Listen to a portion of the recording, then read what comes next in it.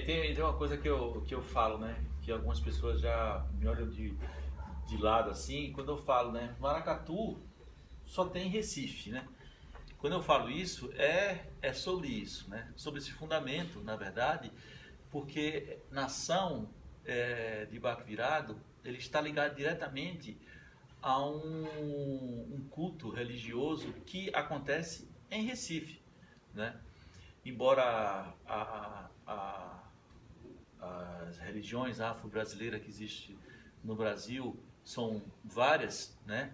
E tem em vários lugares do Brasil, mas em Recife existe um culto específico lá e que tem toda essa relação com o maracatu, né? E aí eu falo, né, que maracatu de baque virado, né, não só nação, né, são os maracatus nações que a gente chama, existe lá no Recife, né? A gente pode até pensar não, em classificar maracatu de baque virado, grupos de baque virados, enfim, dar nome a muitas formas estéticas do maracatu, mas a relação fundamental, como a gente pode falar, está lá no Recife, né? E a gente passa por isso no próprio Recife, né? Com algumas pessoas que acham que pode de um dia para a noite tá montando um maracatu, e aí quando se depara com essa realidade, né? Que é uma realidade quase que oculta, ver realmente o que é a essência do maracatu de baque virado, né?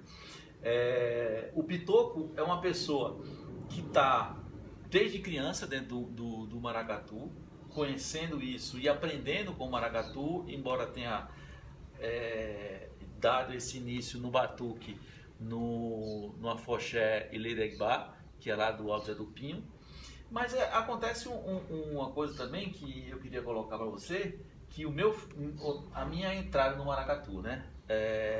Eu percebi na época que eu entrei no maracatu, eu fui convidado por um cara, que era o Lourenço Mola, para entrar no maracatu, e ele foi que abriu as portas para mim, e eu descobri dentro do maracatu, trabalhando no maracatu, que essas portas foram abertas por ele não acreditar nesse fator religioso, e acreditava muito mais na plástica, vamos dizer assim, na parte carnavalesca do maracatu, e por isso chamava as pessoas que ele via que tinha interesse em estar participando do maracatu. E aí eu entrei no maracatu com um convite, não diretamente dele, mas um convite do Jorge Martins, que era do Morro da Conceição, que é um outro morro vizinho ao Alto Zé do Pinho. Nessa época o maracatu estava em Casa Amarela, perto ali do mercado de Casa Amarela, né, que a gente chama de Casa Amarela, porque é o centro de todos esses morros que tem lá nesse grande bairro chamado Casa Amarela, no Recife. E o Lourenço Mola convidou, através do Jorge, o grupo chamado Angá Tanamu, que era o grupo que eu era o diretor desse grupo, e nessa época entrou a Neide, entrou a Cristina, a Virgínia, eu e o Jorge no grupo, sem nenhuma relação com a religião. E a gente foi conhecendo todo esse vínculo, né? Esse laço, vamos dizer assim, amarrado mesmo com a religião afro-brasileira, depois que estava dentro do maracatu. Então é importante também pessoas que cortam essas linhas, vamos dizer assim, que estão tão fechadas no tradicionalismo, né? Mas de uma certa forma abre o espaço para o respeito. Isso. Né? Abre esse espaço para o respeito, né? Porque tem que determinar isso, né? Você está entrando dentro de um maracatu, uma nação onde existe a religiosidade, né? A gente não impõe que você seja da religião, mas que você entenda esse procedimento e respeite. Respeito no sentido de aceitar como isso. Ela é, e que se precisar fazer certas obrigações, por exemplo, como a gente fala dentro do candomblé mesmo, obrigações, não deixar isso ser uma coisa, um obstáculo, porque realmente é o que o maracatu está pedindo. E se não aceita isso, realmente você não está aceitando o maracatu. Justamente. Né? Então há uma relação quanto a isso. Mas é interessante esse fator que eu passei histórico, vamos dizer assim, dentro do Estrela Brilhante, que foi justamente essa pessoa, né, que é o Lourenço Molla, que, segundo ele, é ateu. Então, uma pessoa que não tem relação nenhuma com religião nenhuma vai estar cuidando de um maracatu.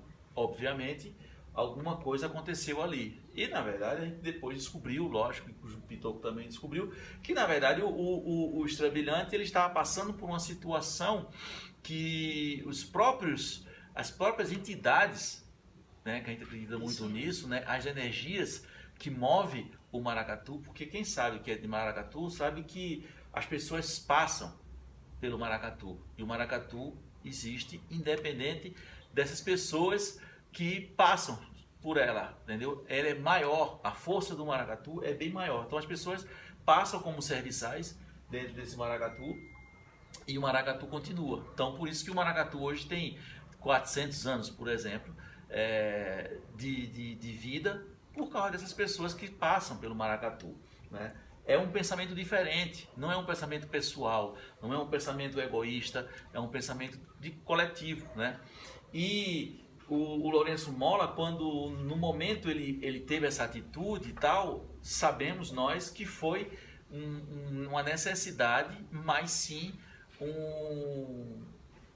uma mão, vamos dizer assim, de entidades que movem o Maracatu Nação Estrela Brilhante, que conduziu dessa forma para que o grupo, né, no caso a nação, não viesse a morrer, a se extinguir. Que aí é um lado, o outro, que é um lado social, como o Pitoco também estava falando, que das dificuldades que se tem os maracatus.